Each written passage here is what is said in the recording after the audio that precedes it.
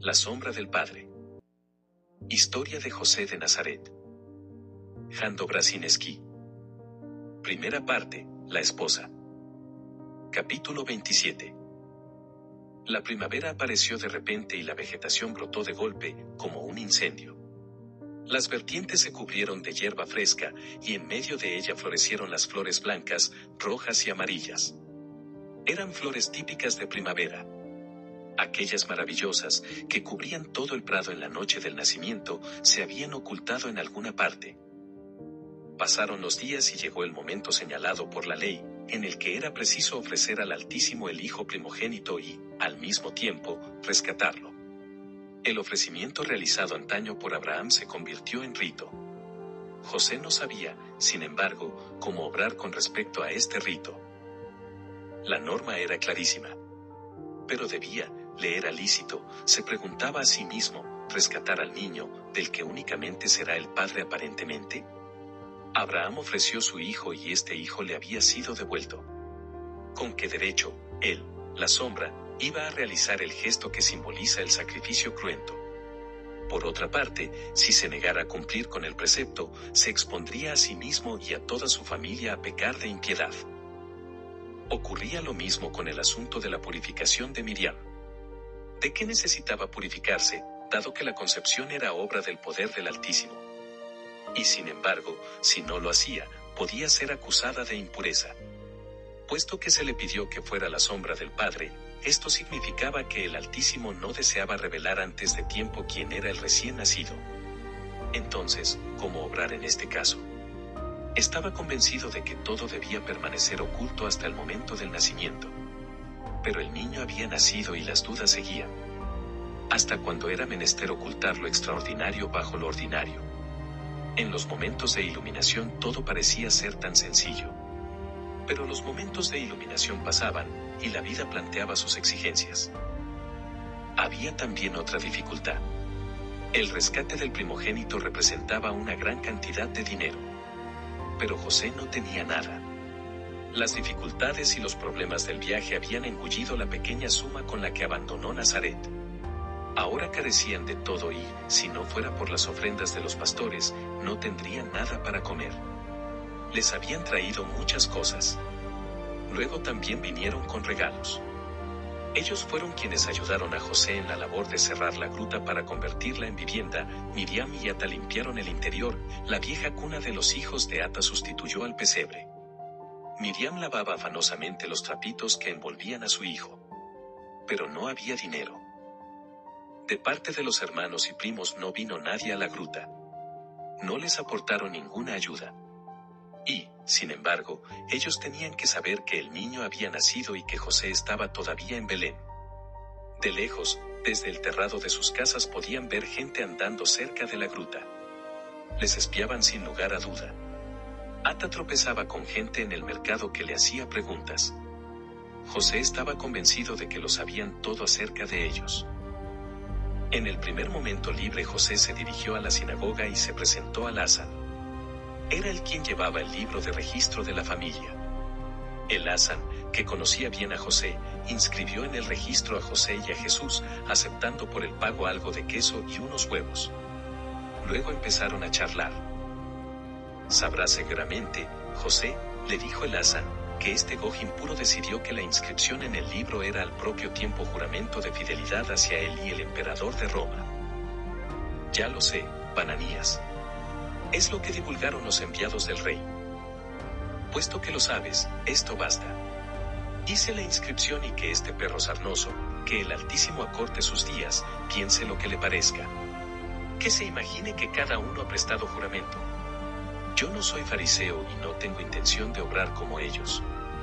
Ellos no se presentan para inscribirse y, cuando la gente del rey les llama, declaran a voz en grito que no prestarán juramento al César. Y a los que se han inscrito les dicen que han pecado gravemente. Yo no lo digo. Que el pecado recaiga sobre Herodes, que sea la piedra que le aplaste el cuello en el Sheol. Pero tiene espías por todas partes. Los fariseos pueden callar. No sé quién les protege, pero alguien tiene que protegerles. Nosotros no tenemos para protegernos a ningún polión, con el que Herodes habla a menudo.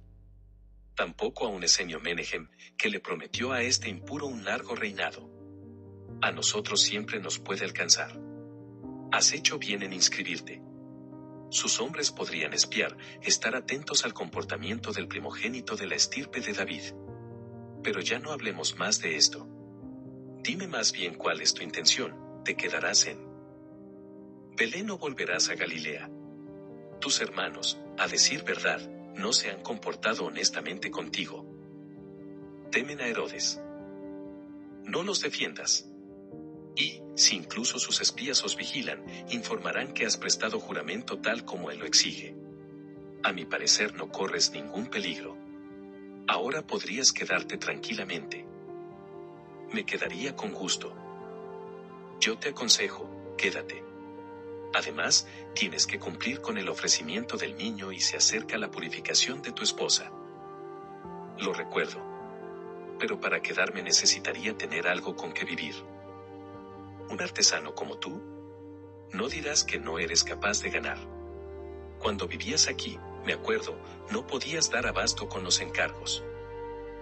No tengo muchas herramientas. Solo traje conmigo las más imprescindibles. Además, tendría que anunciar que realizo trabajos. Esto podría no gustarles mucho a mis hermanos. Tus hermanos tendrán que cambiar de comportamiento. Y, si lo quieres, yo mismo anunciaré que aceptas encargos. No hay ningún Agar en la región, y la gente tiene que ir hasta Jerusalén con sus encargos. Creo que tu consejo es acertado, Bananías. Te agradezco el buen consejo y el deseo de ayudarme. Está bien, anúncialo. Al volver a su casa, José examinó con cuidado el saco de las herramientas. Con las que tenía podía hacer bastante. En casa de su padre estaba su antiguo taller, pero sentía que no sería capaz de ir a pedirle a Seba que le entregase sus otras herramientas. Tenía muy grabada en la memoria la puerta cerrada en sus barbas y el recuerdo de que sus hermanos se habían confabulado para no recibirle. Por influencia de Miriam luchaba contra su aversión hacia ellos. Sin embargo, ir allí, pedir, era demasiado. Empezó a esperar que viniera la gente con encargos. Pero pasaban los días y nadie se presentó. Bananías hablaba de José y, a pesar de eso, los que necesitaban una reja, un arado, una horca o una mesa iban a los Nagar de Jerusalén.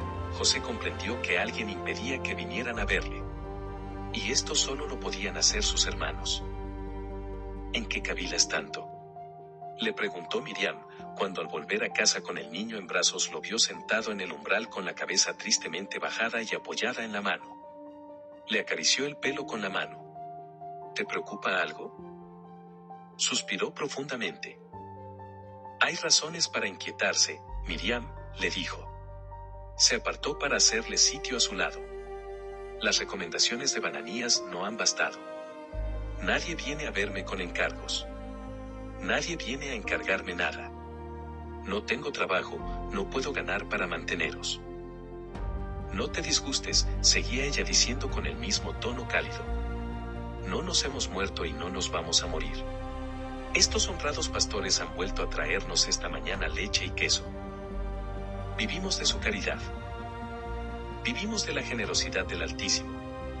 El hombre vive siempre de su generosidad y es bueno que sea así, porque nos acordamos entonces de su bondad. Es cierto lo que dices.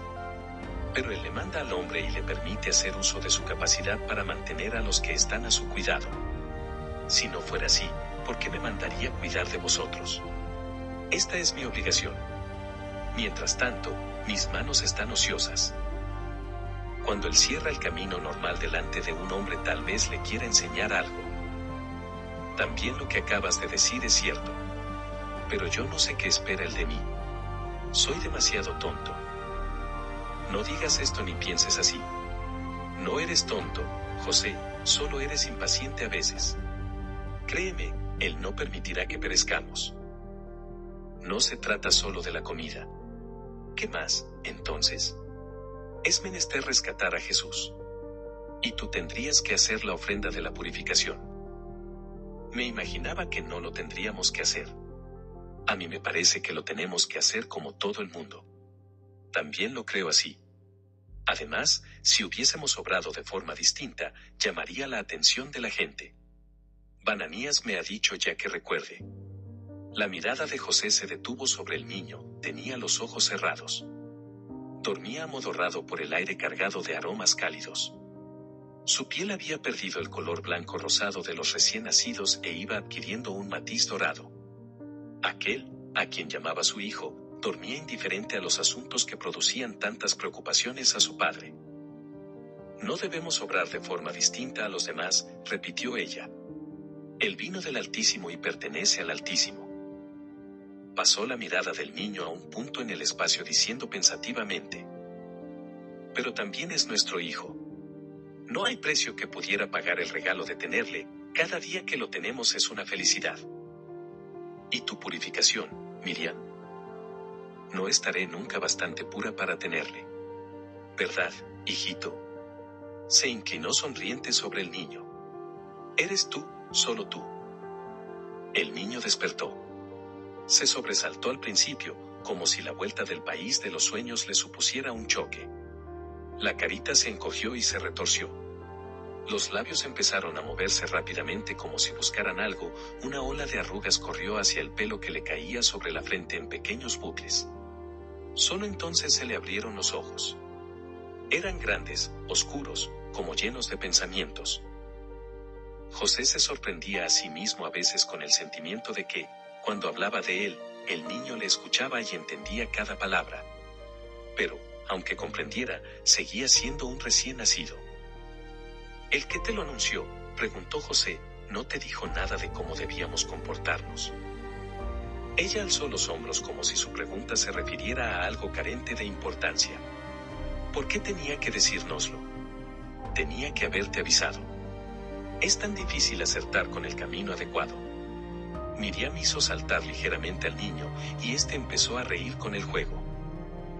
Mira cómo se ríe, dijo ella feliz. Oh, José, le dijo cariñosamente, viéndole afligido, tú estás preocupándote, si lo tenemos a él. ¿No es esto más importante que cualquier cosa? Se sonrió a sus palabras, pero la preocupación le volvió enseguida. Dado que tengo que rescatarle, necesito tener 5 ciclos. Esto es mucho dinero. ¿De dónde lo voy a sacar? Lo encontraremos, le dijo ella suavemente. ¿Pero cómo? No lo sé, hizo una señal con la mano, pero siguió sonriendo. El Altísimo no nos olvidará. ¿Quieres cogerlo un poco, por favor? Tengo que ir a preparar la comida. El niño balbuceaba algo.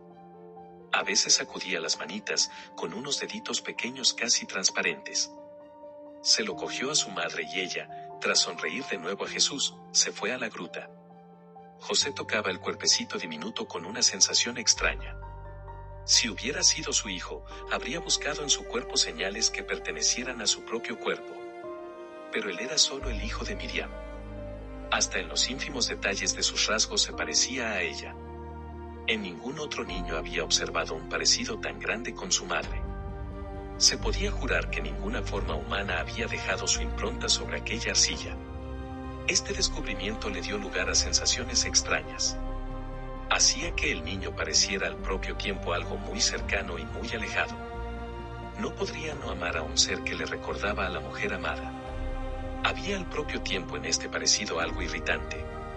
Como si este niño se interpusiera entre Miriam y él, y fuera el culpable de la separación que les había sido impuesta. Los ojos del niño siguieron a su madre, pero la perdieron pronto. Ahora miraban a José. De nuevo le pareció que tras esta mirada se ocultaba un pensamiento inexpresado y sin embargo maduro. Adelantó la mano para enderezar la orejita doblada del niño, y de repente percibió una especie de fijeza intensa en los ojos del pequeño. La mirada de aquellos ojos oscuros se dirigía claramente hacia su mano. La pequeña manita se extendió. Con un movimiento inseguro, oscilante, trataba de coger algo. Los deditos menudos tropezaron con los dedos de José y se aferraron a ellos. Entendió, el niño había visto en su mano el antiguo anillo familiar e intentaba cogerlo. Retiró el anillo del dedo y se lo dio al pequeño. La manita hizo un esfuerzo para coger el anillo, pero al mismo tiempo dio un salto de alegría y el anillo cayó al suelo. José se agachó para recogerlo y de pronto, como un relámpago, la idea le cruzó por la cabeza. Este trozo de oro era dinero.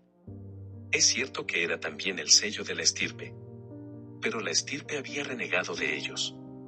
El pasado había desaparecido. El pequeño descendiente de la estirpe de David se había encontrado fuera de la estirpe. Ya no le era necesaria la señal de pertenencia a lo que había desaparecido. Mira, díjole a Miriam, que acababa de volver, mira lo que se me ha ocurrido. Este anillo significa dinero. Rescataremos a Jesús. Haremos la ofrenda de purificación. Él me ha quitado este anillo y lo ha arrojado. Ella le puso con cariño la mano sobre el hombro diciendo, ya ves. Estaba segura de que él sabría cómo arreglarlo. Gracias por habernos escuchado. Nos puedes encontrar en Facebook, Telegram, YouTube y otras redes como AOPD, Asociación de Oración por los Difuntos. Bendiciones abundantes.